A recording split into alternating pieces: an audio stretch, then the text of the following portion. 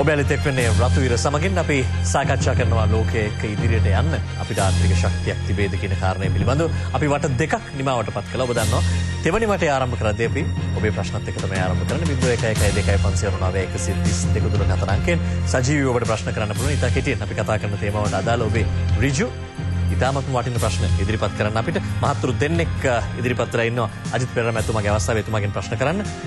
රත්නපාල මහත්මයා අයබෝවන් ඔබතුමාට. අයබෝවන්. අහන්න ඔබතුමාගේ ප්‍රශ්නය. අපේ ගරු පෙරේරා මන්ත්‍රීතුමාගෙන් මම අහනවා ලෝකයේ සමග ඉදිරියට යන්න පුළුවන්ද කියලා තමුන්නාන්සලා මාතෘකාව අද කතා කරනවා මහින්ද චින්තනයේ විචනය කරනවා. තමුන්නාන්සලා මතක ඇති එදා කළුතර දිස්ත්‍රික්කයට ලැබුණ මීගමට ගුවන්තොටුපොළ.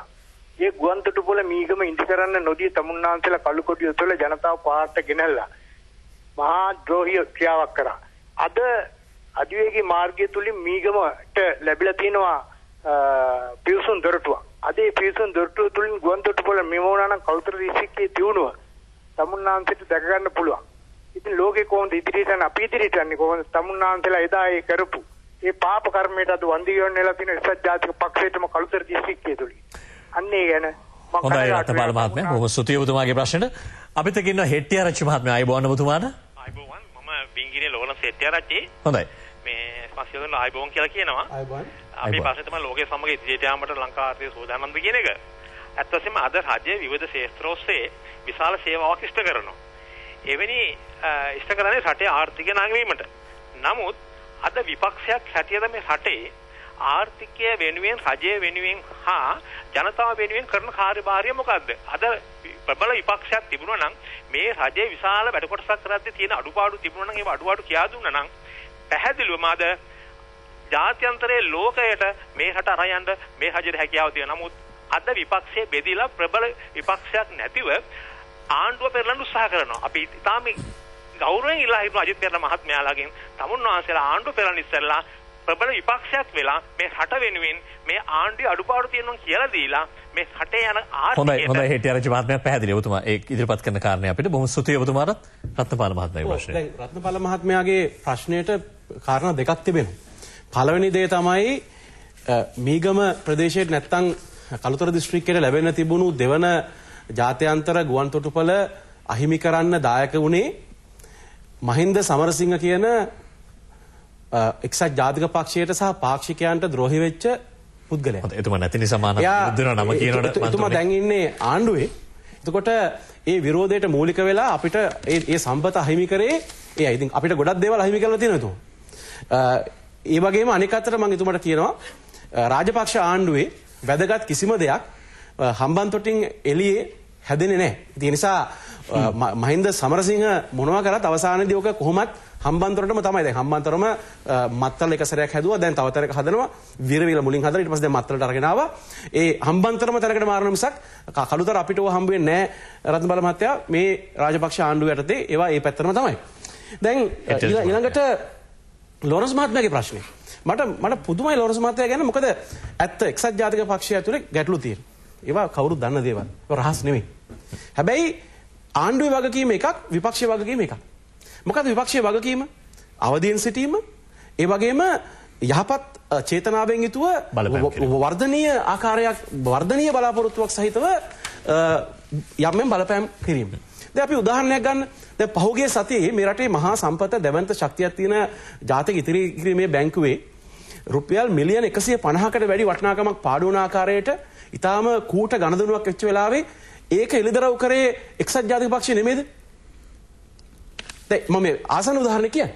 එතකොට මේ රටේ වංචා දූෂණ මොනවාරි තිබෙනවා නම් ඒ දේවල් ගැන ප්‍රමුඛව මේ රතුවිර වැඩසටහන වෙන්න පුළුවන්, පාර්ලිමේන්තුව තුල වෙන්න පුළුවන් විවේචනයක් කරන්නේ යම් මේ ආණ්ඩුවේ ඒකාධිපති බලයට විරුද්ධව නිර්භීතව කතා කරන්නේ අපි එක්සත් ජාතික පක්ෂය. කවුද කතා කරන්නේ? එතකොට දැන් ඒ නිසා දැන් ආණ්ඩුවට සහාය දෙන පුද්ගලයෝ කල්පනා කරන්න ඕන කාරණේ තමයි එක්සත් ජාතික පක්ෂය මේ කියන දේවල් මට තේරෙන්නේ එතුමාට ඇහෙන්නේ එක කන. ඒ කියන්නේ එක්සත් ජාතික පක්ෂය විසින් කරන ආණ්ඩුව ගැන විවේචන එතුමාගේ කනට ඇහෙන්නේ නැහැ මට පේන ආකාරයෙන්. මේ ඒ ආණ්ඩුව ගැනම ಗುಣ අසන්නට කැමතියට එහෙම හිතෙනවා. ඒ වගේ තමයි ඕගොල්ලන්ගේ පක්ෂය හදන් එන්න කියලා. මම පිළිගන්නවා. එතුමාගේ අවවාදය මම පිළිගන්නවා. අපි පක්ෂය හදන් එනවා. ඒ වගේම ජාතික මැතිවරණයක් තියෙන 2014 නොවැම්බර් මාසේ 17 වෙනිදාන් පස්සේ කියන්නේ ජනාධිපතිවරණය ජනාධිපතිතුමාගේ දුර කාලේ අවුරුදු 4ක් ගමන පස්සේ තමයි ජාතික මැතිවරණයක් එන්නේ. ඒ වගේම ප්‍රායෝගිකව දේශපාලන කල්පනා කරාම පාර්ලිමේන්තු මැතිවරණයක් එන්න ඕනේ ඊටත් පිටිපස්සේ. මොකද ආණ්ඩුවට දැන් 160 ගානක් මන්ත්‍රීවරු ඉන්න වෙලාවේ මේක විසුරුවන්නේ නැහැ. එතකොට මේ රටේ පාලන බලය වෙනස් කරන මැතිවරණයකට තව අවුරුදු කීපයක් තිබෙනවා. ඒ දුක අපි විඳගෙන ඉන්න සිද්ධ වෙනවා. එක්සත් ජාතික පක්ෂය හැටියට අපි අඩුපාඩු හදාගෙන ඉතා ඉක්මනින් අඩුපාඩු හදාගෙන දැන් අපි පක්ෂයේ ප්‍රතිසංවිධාන කටයුතු ආරම්භ කරලා තියෙනවා. අපි ගම්මට මේ ශාඛා සමිති දැන් පිහිටවනවා. අපිට ශක්තිය තිබෙනවා. අපි තාම ශක්තිමත් ඒ වගේම ඉදිරි දැක්මක් සහිත මැරෙලියක් යාපනයේ පවත්තලා අපේ පක්ෂයේ ශක්තිය පෙන්වුම් කරා. ඒක අපි ඒ හරහා අපේ පක්ෂයට අලුත් ගැම්මක් ලැබිලා තිබෙනවා. ඒ නිසා ඔව් අපි අඩුපාඩු අපි හදාගන්නම්. හැබැයි ඒ වගේම මම ලොරන්ස් මහත්මයා වගේ වැදගත් දැනුම් තේරුම් තියෙන මහත්වරුන් ඉල්ලා හිටිනවා. අපි පාර්ලිමේන්තුවේ කියන දේවල් අපි මේ වැඩසටහන වලට ඇවිල්ලා කරන විවේචන අහන් ඉන්න. දැන් මම අද මෙතන කියනකොට අධ්‍යාපනයට ආණ්ඩුව වියදම් කරන්නේ 1.9යි කොහොමද මේ නොලෙජ් හබ් එක හදන්නේ කියලා අහනකොට මගේ මිත්‍ර අරුන්දික මන්ත්‍රීතුමා ඒ ප්‍රශ්නට උත්තර නොදී මගහරිනකොට ලොරන්ස් මහත්තයා කල්පනා කරන්න ඕනේ යකෝ හරි වැඩක් නේද 1.9යි නේද මේක හරිම අසාධාරණයි නේද මේ වෙනුවෙන් අපි මොකද්ද කරන්න ඕනේ. ඉතින් එතුමාටත් වගකීමක් තියෙනවා. එතුමා ආණ්ඩුව හිතවතෙක් නම් හිතවතෙක් වුණා නැත. ආණ්ඩුවට බලපෑම් කරන්න අඩු ගානේ ලිපියක් ලියන්න පත්තරයකට ලිපියක් ලියන්න මේ පෝස්ටරයක් ගහන්න පත්‍රිකාවක් බෙදන්න මේ UNPම කරනකම් ඉන්න ඕනේ මේ රටේ සිවිල් ජනතාවට අදහස් තියෙනවා. මොකද අද බොහෝ දෙනෙක් පක්ෂ වලට බැඳලා නැහැ. පක්ෂ වලට සම්බන්ධ වෙලා නැහැ. ඒ නිසා මම එතුමාලා දෙන්නට ඒ අදහස් දැක්වීම ගැන ස්තුති වෙන අතර ඊ යථාර්ථය එකයි කියලා පැහැදිලි කරනවා. ඒ වගේම අපේ මාතෘකාව ලෝකයේ සමග ඉදිරියට යන අපේ ආර්ථික ශක්තිය තියෙනවද කියලා. ඇත්තටම අපිට ආර්ථික ශක්තියක් තියෙනවා කියලා හිතන්න කාරණාවක් පහුගිය දවස්වල උද්ගත වුණා. මොකද මේ ආණ්ඩුවේ ඉන්න වැදගත්ම ඇමතිවරයෙක් කරු ජනාධිපතිතුමාගේ එක ගුස්පන් සහෝදරයා බැසිල් රාජපක්ෂ මැතිතුමා කිව්වා අපිට යුරෝපයට උනත් ණය දෙන්න ශක්තියක් තියෙනවා කියලා. දැන් ඇත්තටම මම බැසිල් රාජපක්ෂ මැතිතුමාගේ මේ ප්‍රශ්නේ පාර්ලිමේන්තුවේ එතුමා පාර්ලිමේන්තුවේ සම්බන්ධ වෙන අවස්ථාවක මම දැන් අහන බලාපොරොත්තු වෙන්නේ ගිය සතියේ එතුමා පාර්ලිමේන්තුවේ මම දැක්කේ නැහැ. ඒ අහන ඕන ප්‍රශ්නේ තමයි අත් වශයෙන්ම එතුමා මේ ආණ්ඩුවේ සල්ලි වලින්ද මේ ණය දෙන්න බලාපොරොත්තු වෙන්නේ නැත්නම් එතුමාගේ පෞද්ගලික ධනෙන්ද කියලා. මොකද අපිට යම් ප්‍රශ්න පැහැදිලි කරගන්න තියෙනවා. මොකද එතුමා මෙහි නැති නිසා නම කියුන්නේ ඔබතුමා යම් පිළිතුරක් දෙන්න මට. එතකොට මොකද කාරණේ අවසානයේ යථාර්ථය තමයි මේ ආණ්ඩුවේ තිබෙන මුදල් ණයට ගත්ත සල්ලි. විනාඩි 4යි මන්ත්‍රීතුමනි. දැන් අපි මේ ආණ්ඩුව දැන් ගිය නොවැම්බර් මාසේ අයවැය අවස්ථාවේදී ආණ්ඩුව ඉතාම බරපතල කයිබාරෝග ගැහුවා. ඕන් කිව්වා අප සතුව තිබෙනවා ඩොලර් බිලියන 6ක සම්පත්.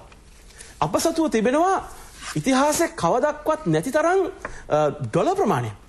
ඒ නිසා රටේ අපි ආනයනයන් වැඩි කිරීම ගැන වාහන ගෙන්වීම ගැන පාරිභෝගික භාණ්ඩ විදේශ වලින් ගෙන්වීම ගැන බිය යුතු නැහැ. ඕන තරම් සල්ලි අපිට තියෙනවා. සාමාන්‍යයෙන් බලාපොරොත්තු වන විදේශ විනිමය සංචිත වගේ 3 ගුණයක් අපිට තියෙනවා. බුද්ධික අපිට පාර්ලිමේන්තුවේ නිකන් සමච්චල් කරා.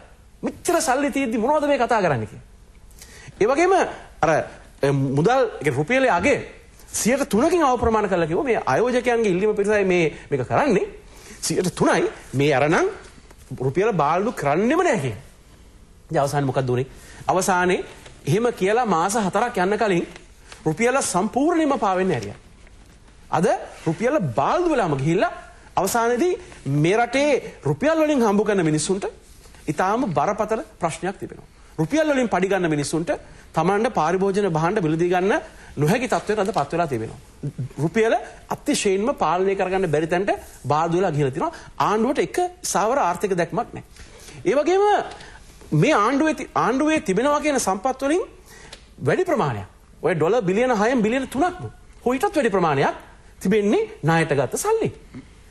ණයට ගත්ත සල්ලි අපි ගාව තියෙනවා කියන එක ආඩම්බරකමක් නෙමෙයි. තව විනාඩි 2යි. එතකොට ලෝක බැංකුවෙන් ඍජුවම ඩොලර් බිලියන 2.7ක් ගත්තා. ඊට අමතරව විදේශ පෞද්ගලික බැංකු වලින් අධික පොලියට තවත් ඩොලර් බිලියන 1කට වැඩි ප්‍රමාණයක් අරගෙන තියෙනවා. ඒ වගේම අනෙක් මුදල් ප්‍රමාණය තමයි මේ ආණ්ඩුව පවත්වාගෙන යන උපකාර වන විදේශගත ශ්‍රමිකයෝ දාඩිය මහන්සියෙන් ඉතාමත්ම දුෂ්කරතා යටතේ හම්බ කරන මුදල්. දැන් මේ මුදල් ආණ්ඩුවේ දක්ෂකමට හම්බ කරනව නෙමෙයි. ඒ අය ජීවිත පරිත්‍යාගයෙන් පෞල් ජීවිත කැප කරලා ඉතාම අසීරු තත්ත්වයකට හම්බ කරන සල්ලි. අවසානයේ මේ රට ගොඩ එන්න නම් එදා අපි ආසියාවේ දෙවෙනි තැන හිටියා. අඩු ගානේ අපි ආසියාවේ පළවෙනි 5 දෙනා අතරට එන්න නම් අපේ රටේ නිෂ්පාදනය වැඩි වෙන්න ඕන. ඒ නිසා ආයෝජනය වැඩි වෙන්න ඕන. දැන් මේ ආණ්ඩුවේ වර්තමාන මේ මොහොතේ ආර්ථික ප්‍රතිපත්තිය මොකක්ද? බැංකු වලින් රුපියල් වලින් දෙන පොලි අනුපාතය වැඩි කරලා තියෙනවා. පොලිය වැඩි. දැන් පොලිය වැඩි වුණාම මොකද වෙන්නේ? ජනතාව තමන්ගේ මුදල් වැඩි පොලියට බැංකු වල තැන්පත් කරනවා. ආයෝජකයා ණය ගන්නෙ නැහැ. මොකද අධික පොලියට ණය අරගෙන ලාභ ලබන්න බෑ. ඒතර අවසානයේ මොකද වෙන්නේ? ආයෝජකයා ආයෝජනය කරන්නේ නැහැ. බැංකු වල මුදල් යම් ප්‍රමාණයක් තැන්පත් වෙනවා. අලුතින් රට ඇතුලේ නිෂ්පාදනය වැඩි දියුණු වෙන්නේ නැහැ. කර්මාන්ත දියුණු වෙන්නේ නැහැ. පෞද්ගලික අංශය දියුණු වෙන්නේ නැහැ. මගේ මිත්‍ර අරුන්දික මන්ත්‍රීතුමා රාජ්‍ය සේවයේ ප්‍රමාණය මිලියන 1.3ක් දක්වා වැඩි වීම ගැන කිව්වා. ඒකාතකින් සුබසාධන රාජ්‍යයක එහෙම හිතන එකේ යම් සාධාරණත්වයක් තියෙනවා. හැබැයි මේ රටේ පෞද්ගලික අංශය දැනට මිලියන 6ක් ඉන්නවා සේවකයෝ. ඒ වගේම ලෝකේ කිසිම රටක නිෂ්පාදන ක්‍රියාවලියේදී රාජ්‍ය ප්‍රමුඛත්වය දීලා නැහැ. ජපාන වෙන්න පුළුවන්, කොරියාව වෙන්න පුළුවන්, මලේසියාව වෙන්න පුළුවන්. පෞද්ගලික අංශය ශක්තිමත් කරලා, නිෂ්පාදන ක්‍රියාවලිය ශක්තිමත් කරලා, ආයෝජකයාට අවශ්‍ය පහසුකම් දීලා රස්සා නිෂ්පාදනය කරේ නැත්තම්, රටෙන් එළියට භාණ්ඩ නිෂ්පාදනය කරලා යවුවේ නැත්තම් රට පොහොසත් වෙන්නේ නැහැ. මම කියනවා ආණ්ඩුවට ඒ ගැන දැක්මක් නැහැ. ආණ්ඩුවේ ප්‍රමුඛතාවයක නෙමේ ආණ්ඩුව ලොකු අවුලක ඉන්නේ. හොඳයි. බොහොම ස්තුතියි ඔබතුමාට. ලෝකයේ සමග ඉදිරියට යන්න අපිට ආර්ථික ශක්තියක් තිබේද කියන කාරණය ගැන සාකච්ඡා කරන්න අපි තුන්වෙනි වටේ රැඳෙන්නේ 0112 599 132 දුරකථනයෙන් අරුන්දික ෆර්නෑන්ඩෝ මන්ත්‍රීතුමාගෙන් ප්‍රශ්න අහන්න මහතුරු දෙන්නෙක් දුරකථනයෙන් රැඳිලා ඉන්නවා. රෝහණ මහත්මයා ආයිබෝන් ඔබතුමාට. ආයිබෝන් මගේ ප්‍රශ්නේ අරුන්දික මන්ත්‍රීතුමාට. හොඳයි අහන්න. මේ දැන් පවුලක හරි එහෙම නැත්නම් ජාතික ආර්ථිකයක හරි මේ සාධනීය මට්ටමකට ඉස්සරහට යන්න නම් ඒකේ හොඳම අවස්ථාව තමයි බුදුහාමුදුරුවෝ පෙන්නන්නේ. ඒකේ එන භෝගයේ පුණ්‍ය. ඒ කියන්නේ එක කොටසක් විතර දෙකක් මේ අර කර්මාන්තයේ නැත්නම් ආර්ථිකයේ දිනුවට යොදා ගන්න එකක් හදිසි අවස්ථාවක ආපදාව ගන්න භාවිතා කරන්න කියන එක තමයි ඒ කියන්නේ. ඒකේ එන භෝගයේ පුණ්‍ය කියන එකකින්. එතකොට මේ ආණ්ඩුව කරන්නේ ඒකේ එන භෝගයේ පුණ්‍ය වෙනකොට ඔක්කොම භෝගයේ ටික ඔක්කොම භෝගයේ පුණ්‍ය ආණ්ඩුවක් බඩපත් වෙලා නේද කියන එක තමයි මම මන්ත්‍රීතුමාගේ අහන්නේ. අජිත් පෙර මන්ත්‍රීතුමාට වශයෙන් බල කරන්න කියලා ඉල්ලීමක් කරනවා. බොහොම ස්තුතියි. හොඳයි. බොහොම ස්තුතියි ඔබතුමාට. ඒ වගේම වසන්ත මහත්මයා අපිත් එක්ක ඉන්නවා. ආයිබෝන් ඔබතුමාට. ආයිබෝන් මන්ත්‍රීතුමා දැන් ඔබතුමාලා කියනවා අපේ රටේ 8ක පමණ ආර්ථික වර්ධන වේගයක් තියෙනවා කියලා. ඒක ජනතාවට දැනෙනවද නැද්ද කියන එක වෙනම තර්කයක්. මගේ ප්‍රශ්නේ තියෙන්නේ දැන් අපේ මේ ආර්ථික වර්ධන වේගයේදී කෘෂිකර්මයට වඩා කාර්මිකාංශයෙන් තමයි දායකත්වය ලැබිලා තියෙන්නේ. නමුත් කෘෂිකර්මයට පෝර සානාධාරය දෙනවා කාර්මික අංශයට කිසිම සානාධාරයක් රජයෙන් ලැබෙන්නේ නැහැ. අඩුම තරමින් ඉදිරි ඒකකයට ආයකන මිලවත් අඩු කරලා නැහැ.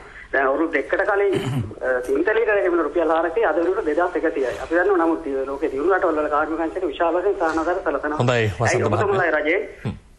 හොඳයි බොහොම ස්තුතියි වසන්ත මහත්මයා. මගේ ප්‍රශ්නය අහන්න. එතුමාගේ ප්‍රශ්නේ මෙහෙනම් පටන් ගන්නද? එතුමා ඇහුවා මේ රටේ එතුමාගේ අදහසක් එතුමා කියන්නේ 8.3 ආර්ථිකයක් තිබුණා අපිට දැනන්නේ කෘෂිකර්මයට වඩා කාර්මිකාංශයෙන් තමයි මේ රටේ සංවර්ධනයට වැඩි දායකත්වයක් ලැබිලා තියෙන කියලා එතුමා කියනවා. වෙන රටවල නම් කාර්මිකාංශයට වැඩිපුර මිනිස්සු ආධාර දෙනවා රජයන්. නමුත් මේ රටේ ඇයි එහෙම වෙන්නේ නැත්තේ කියලා එතුමා උදාහරණයකුත් කිව්වා. විදුලි බිල් ඒකක ගාන ඒවට ලබා දෙන පහසුකම් ඒවත් වෙන්නේ නැහැ කියලා. බුද්ධික එතුමාගේ දෙවෙනි ප්‍රශ්නෙටම උත්තර දෙනවා නම් මේ රටේ කාර්මිකාංශය වැඩි දියුණු කරන්න තියෙන ප්‍රධානම සාධකයක් තමයි විදුලිය කියන දේ. අද විදුලිය කියන දේ තමුන්නාංශ මහවැලි යෝජනා ක්‍රමයේ යටතේ ඇති කරපු විදුලි යෝජනා ක්‍රම වලින් පස්සේ මහින්ද රාජපක්ෂ රජය තමයි අපි සන්තෝෂෙන් කියන්න ඕන තමුන්නාංශලට ජීවිතේට පටන් ගන්න බැරුව තිබිච්ච මම ඒක තමුන්නාංශක ප්‍රශ්නත් එක්ක තමයි මේ උත්තර දෙන්නේ. මොකද අජිත් පෙරමන්ත්‍රීතුමා කිව්වා හම්බන්තොට විතරයි සංවර්ධනය වෙන්නේ ඒක කළුතරට වෙන්නේ නැහැ පුත්තලමට වෙන්නේ නැහැ කිය. මම තමුන්නාංශයටත් එක්කයි උත්තර දෙන්නේ. පුත්තලමේ නොරොච්චෝලේ තාප විදුලි බලාගාරයේ පළවෙනි අදියර සම්පූර්ණයෙන්ම අවසන් වෙලා ජාතික විදුලි බල ධාරිතාවයට විශාල විදුලි බල ධාරිතාවයක් එක් වෙන අවස්ථාවක්. කර්මාන්ත අංශයට විදුලිය ලබා ගන්න ඊළඟට රස්සා කීයක් දුන්නා නොරොච්චෝලේ? ඉන්නකොට රස්සාවල් ගැන නෙමෙයි කතා කරන්නේ. නොරොච්චෝලේ දීපේ පළවෙනි බලාපොරොත්තු තමයි අජිත් පෙරේරා මන්ත්‍රීතුමා මේ රටේ විදුලි බල අවශ්‍යතාවයට ශක්තිය ලබා දීම. එතකොට දෙවැනි කාරණේ තමයි නවත්තලා තිබ්බ කොත්මලේ ජල විදුලි බලාගාරය එහෙන් ඇති කරනවා. සාම්පූර්වල විදුලි බලාගාරය ඇති කරනවා. කෙරෝල පිටියේ විදුලි බලාගාරය ඇති කරනවා. දැන් කාර්මික අංශයට තමුන්නාංශ කොහොමද කියන්නේ කෘෂි කර්මාන්තේ තමුන්නාංශ මම සන්තෝෂ වෙනවා. තමුන්නාංශ පිළිගත්තා කෘෂි කර්මාන්තේ යම්කිසි දියුණුවක් රටේ ඇති වෙලා තියෙනවා නම් ඒ දියුණුවට ප්‍රධානම හේතුව තමයි කියලා රජය ලබා දුන්න මේ පොහොර සාඩාධාරය ඒ වගේ දේවල්. හැබැයි කාර්මික අංශයටත් මේ විදුලි බිල තමුන්නාංශලා බලා ගන්න මේ විදුලි බල අවශ්‍යතාවයන් මගහැරෙනකොට මේ සම්පූර්ණම ධාරිතාවයට විදුලි බල පද්ධතියට මේ ධාරිතාවයන් එකතු වෙනකොට තමුන්නාංශලා විදුලි බිලේ ඔය තමුන්නාංශලා දරන මේ අමාරුකම නැති වෙනවා. ඒ වගේම තමයි විශාල වශයෙන් කියන්න ඕන රටේ යටිතල පහසුකම් ඇති වෙනවා කියන්නේ අධිවේග මාර්ග ඇති වෙනවා කියන්නේ රටේ අලුත් වරායක් ඇති වෙනවා කියන්නේ අලුත් ගුවන්තොටුපළක් ඇති වෙනවා කියන්නේ සම්පූර්ණයෙන්ම ග්‍රාමීය මාර්ගවල ඉඳලා සම්පූර්ණයෙන්ම ප්‍රධාන මාර්ග දක්වා මාර්ග පද්ධතිය රටේ අර අපි කියන්නේ අර මේ රුධිරනාල පද්ධතිය වගේ මිනිස්සුරුනේ තියෙන ඒ ටික ශක්තිමත් වෙනවා කියන්නේ කාර්මිකාංශය දිනුනෝ නෙමෙයිද? තමුන්නාංශලා ඒ කාර්මිකාංශයට දෙන්න පුළුවන් ශක්තිය තමයි රජය දෙන්නේ.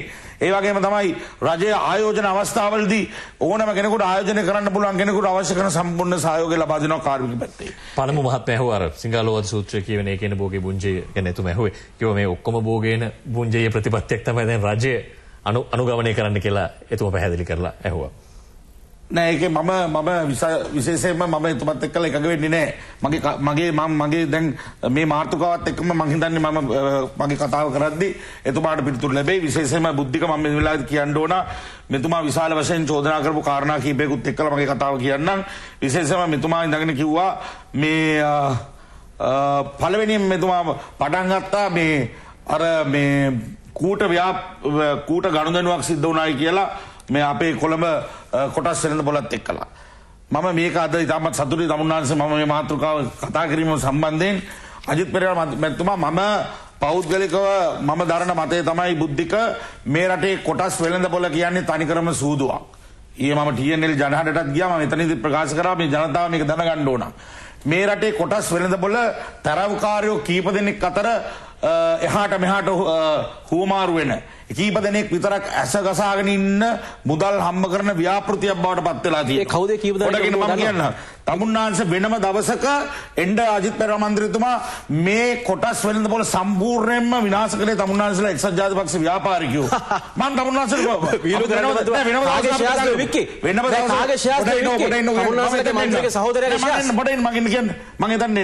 දැන් තමුන්නාංශලා කතා කරන දේ තමයි තමුන්නාන්සලා දැන් මේක කූට ගනුදෙනුවක් කියලා කතා කරනවා. ජාතික ඉදිරියේ බැංකුව කියන්නේ බුද්ධික මේ රටේ අහිංසක ජනතාවගේ මුදල් වලින් ඒ වගේම රජයේ මුදල් වලින් පාලනය වෙන මූල්‍යමය ආයතනයක්. මේ මූල්‍යමය ආයතනයේ යම්කිසි ගනුදෙනුවක් මොකක් හරි වැරද්දක් සිද්ධ කරන්න ගිය වෙලාවේදී අධිකරු ජනාධිපතිතුමා මැදිහත් වෙලා මේගොල්ලන්ට කටපණ නැහැ ඒක ගෙදර කියන්නේ නැහැ. අධිකරු ජනාධිපතිතුමා මැදිහත් වෙලා ඒක නවත්තලා තියෙනවා. කවුද පත්තරේ හොරාව පත්තරේ ඉන්නේ හොරා පත්තරේ නෑ මම මට දෙන්නකෝ කතා කරන්න මම තමුන්නාන්සේට බාධා කරේ නැහැ නේ දැන් මෙතනදී අපිට කෙලින්ම ඍජුව මෙයාට කියලා චෝදනා කරන්න බෑ. එක්කෙනෙකුට කියලා චෝදනා කරන්න බෑ. මොකද මම එහෙම කියන්නේ කොටස් වෙළඳ පොළ කිව්වහම අංශ කිහිපයක් තියෙනවා. කොටස් වෙළඳ පොලේ තරව්කාරයෝ ඉන්නවා. කොටස් වෙළඳ පොලේ තරව්කාර බැංකු තියෙනවා. ඊළඟට ඔය ඉන්සයිඩ් ට්‍රේඩින් කියන එක. ඕක කීප දෙනෙක් කරනවා. විශාල වශයෙන් මොකද සමහර මිනිස්සු කොටස් වෙළඳ පොලට ආයෝජනය කරලා බලාපොරොත්තු වෙන්නේ තමන්ගේ කොටස් ඒ ඉන්සයිඩ් ට්‍රේඩින් කරලා වැඩිම මිලට විකුණන්න. සමහරක් වෙලාවට අපි පවා ඔය කොටස් වෙළඳ පොලේ විශාල වශයෙන් ආයෝජනය කරපු සමහරක් අය ඉතාමත් අසරණ විදියට ඔය කොටස් වෙළඳ පොළ නිසා තමන්ගේ ආර්ථිකය කඩාගෙන වැටලා ඉතාමත් අසරණ තත්ත්වයට පත් වෙලා සමහරක් වෙලාවට අපි මුලාවටපත් වෙනවා. කොටස් වෙළඳ පොළ දිහා බලන්න ඒක සමහරක් වෙලාවට ප්‍රධාන මූල්‍ය ආයතනයන්ට පුළුවන්. අපි ඒක නිසා අපිට කෙලින්ම අත දිග කරලා චෝදනා කරන්න බෑ. එක නිලධාරියෙකුට විතරක් මේ නිලධාරියා මේ මුදල් ලිපීමේ පරමාර්ථය මත මේ කොටස් වෙළඳ පොලේ මේ වංචාව සිද්ධ කරන්න ගියා කියලා එහෙම අපිට කියන්න බෑ. ඒක නිසා මේක සම්පූර්ණව පරීක්ෂණයක් කරලා එහෙම කරලා තියෙනවා නම් මම කියන කාරණේ තමයි මොන තරහක් හිටියත් එහෙම කරලා තියෙනවා නම් ඒ අය පිළිබඳව අපි අනිවාර්යයෙන්ම රජයක් හැටියට ඒ අය පිළිබඳව අවශ්‍ය කරන ක්‍රියාමාර්ග ගන්නවා. ඉතින් ඒක නිසා විශේෂම කොටස් වෙළඳ පොළ ගත්තාම ඉතා විශාල පුළුල් මාතෘකාවක් වෙන දවසක අපි පුළුල් වශයෙන් නමුනාසේ ඒ මාතෘකාව විතරක් ගන්නවා නම් මම එකින් එක පෙන්නන්නම් මේ රටේ කොටස් වෙළඳ පොළ විනාශ කරේ කවුද? ඒ වගේම මේ රටේ කොටස් වෙළඳ පොළත් එක්කලා බත් දෙලා තිනාට මම කිව්වනේ සූදුවක් කියලා. ඒකට සාධක මම කියන්න කැමතියි. ඒ වගේම තමයි බුද්ධික මෙතුමා ඉඳන් කිව්වා බැසිල් රාජපක්ෂ මැතිතුමාගේ ප්‍රකාශයක් උපුටා දැක්වුවා එතුමා නැති නිසා මට උත්තරයක් අවශ්‍යයි. එහෙමයි බැසිල් රාජපක්ෂ මැතිතුමා ගත්තාම අද අපි ඊටම සතුටු වෙනවා බුද්ධික. මම හැමදාම විශ්වාස කරන දෙයක් තමයි මේ රටේ දියුණු කරනවා නම් කෘෂි කර්මාන්තය, දීවර කර්මාන්තය සහ සංචාරක ව්‍යාපාරය තුලින් තමයි මේ රට දියුණුව කරා ගෙනියන්න පුළුවන්. අද ඒකට අවශ්‍ය කරන සියලුම යටිතල පහසුකම් දුන්න රජයක් මේක. කෘෂි කර්මාන්තයක පැත්තෙන් ගත්තාම ඔය පෝර සාධන ආධාරය විතරක් නෙමෙයි ඔය ගම්වල ගම නැගුම මග නැගුම දිවි නැගුම වැඩසටහන් හරහා ඇලවේලි ඇනිකට් අමුණු සියල්ලක්ම ප්‍රතිසංස්කරණය කරලා තියෙන්නේ. අද වෙනකොට සියලුම වාරි යෝජනා ක්‍රම වලින් කෘෂි කර්මාන්තයේ ශක්තිය දීලා තිනවා. සංචාරක ව්‍යාපාරය ගත්තාම අද ශැංග්‍රීලා වගේ හෝටල් ලංකාවට ඇවිල්ලා තිනවා. අද මම ඉතාමත් පුදුම වුණා. මම ඊයේ පෙරේද දිනයක දඹුල්ලේ ගියාම මම දැක්කා දඹුල්ලේ අර කල්චර් ක්ලබ් එහෙම නැත්නම් මේ කණ්ඩලම හෝටල් තියෙන තැන ඉතා දැවැන්ත හෝටලයක් කාමර 900ක විතර හෝටලයක් ජනාධිපතිතුමාගේ කර්මාන්ත වැඩසටහන යටතේ ඒ හැම එකම ශක්තිය බැසිල් රාජපක්ෂ මහත්මයා. ඒ වගේම තමයි අනිත් පැත්තෙන් ගත්තාම තමුන්නාන්සට කියන්නට කැමති මම කිව්වා දීවර කර්මාන්තය. දීවර කර්මාන්තයට දෙන්න පුළුවන් ශක්තිය එතුමා දීලා තියෙනවා. ඒ කියන්නේ බැසිල් රාජපක්ෂ මහත්මයා කියන්නේ මේ රටේ අනාගතේ මේ රට ආර්ථික අර ජනාධිපතිතුමාගේ එක සහෝදරයෙක් ගෝඨාභය රාජපක්ෂ මහත්මයා යුද්ධයට දුන්න ශක්තිය නිසා අද තමුන්නාන්ස අපි සිළු දෙනා දන්නවා ඒ දුන්න ශක්තිය ගැන. ඒ වගේම තමයි බැසිල් රාජපක්ෂ මහත්මයා මේ ආර්ථිකයට දෙන ශක්තිය අපි ගම් මට්ටමින් දන්නවා. පොඩ්ඩක් ඉන්නෝ කියන්නේ නෑ මම වාදා කරේ නෑනේ. පොඩ්ඩක් ඉන්නෝ ගම් මට්ටමින් අද ගම් මට්ටමින් සියලු දෙනා දන්නවා මේ රටේ ආර්ථිකයට අද කෘෂි කර්මාන්තයේ ලොකු පිවිදීමක් එළවලු නිෂ්පාදනයේ තමුන්නාන්ස කියනවාගේ අතිරික්තයක් ඇති වෙන්න නිෂ්පාදන අතිරික්තයක් ඇති වෙන්න එතුමා දුන්න ශක්තිය මේ වැඩසටහන හරහා අපි අව탁සීරු කරන්න එපා. ඒ වගේම තමයි තමුන්නාන්සගේ මැයි රැළිය ගැන ඉතා උජාරුවට කතා කරා. තමුන්නාන්සලාගේ මැයි රැළියයි තමුන්නාන්සලාගේ විකල්ප මැයි රැළියක් තිබ්බනේ මේ දෙක අතර සංසන්දනය කරමු. වෙන දවසක අපි කතා කරමු. මම ඒක කියන්න කැමති නැහැ. තමුන්නාන්සලා විකල්ප මැයි රැළිය තමුන්නාන්සලාගේ එහෙ යාපනයේ තිබ්බ මැයි රැළියත් එක්ක ගත්තාම අහස උසට පරතරය. තමුන්නාන්සලාම ලැජ්ජ වෙන්න ඕන යාපනයේ ගිහිල්ලා තමුන්නාන්සලා තිබ්බ මැයි රැළිය ගැන. ඊළඟට මෙතුමා මේ විදේශ මුදල් සංචිත ගැන කතා කරා. මට ඒක විතරක් අවස්ථාව දෙන්න පුදුක. මේ රජයේ පල්ලයට පත් වෙනකොට මේ විදේශ මුදල් සංචිතය පෝෂණය කරපු ප්‍රධාන කොටසක් තමයි මේ පිටරටවල් වලට ගිහිලා රස්සාවල් කරපු අහිංසක අක්කල නංගිලා. හැබැයි එකක් තමයි අද වෙනකොට රජයේ පැහැදිලි ප්‍රතිපත්තිමය තීන්දුවට තමයි අය රටවලට අරින්නේ. එකක් තමයි නීති දාලා තියෙනවා. තමන්ගේ දරුවෝ ඉන්නවා නම් හැදෙන වයසේ දරුවෝ ඉන්නවා නම් ඒ අයට රට යන්න බෑ. ඒ වගේම තමයි තමන්ගේ පවුල කඩාගෙන වැටෙනවා නම් ඒ නීතිත් එක්කලා ඒ අය බැඳිලා තිනවා. අද වෙනකොට ඒ කාන්තාවන්ගේ මේ විදේශ රැකියාව ප්‍රවර්ධනයේ පැත්තෙන් ගත්තාම විශාල තරුණ පිරිසක් මේ රජය හරහා තරුණ පිරිමි පිරිසක් විදේශ රැකියාව සඳහා යොමු වෙලා තියෙනවා. කොරියාවට, ඊශ්‍රායලයට, ඉතාලියට ඒ අය ශක්තිමත් කරනවා. තමුන්නාන්සට කියන්න බෑ කාන්තාව විතරක් කියලා. ඒ වගේම තමයි බුද්ධික මෙතුමා දැන් කිව්වා රුපියල අපි තව වටයක් තිබෙන නිසා ඉදිරියට අරගෙන බොහොම ස්තුතියි ඔබතුමාට. අපි සාකච්ඡා කරන්නේ ලෝකයේත් එක්ක ඉදිරියට යන්න අපිට ආර්ථික ශක්තියක් තිබේද කියන කාරණේ පිළිබඳව. එතුමන්ලා වට 3ක් මේ වෙනකොට අවසන් කරලා තිබෙනවා. අවසන් වටේ එකයි සම්බන්ධ වෙන තියෙන්නේ. තවදුරටත් ඔබේ ප්‍රශ්න සම්බන්ධ කරන්න බලාපොරොත්තු වෙනවා. ඒ නිසා 01125399 දුරකථන අංකයට ඔබේ ප්‍රශ්න සූදානම් කරගෙන ඉදිරිපත් කරන්න. විරාමයක් ලබාගෙන ඉතාම ඉක්මනට යලිත් මුණ ගැහෙනවා ඔබ.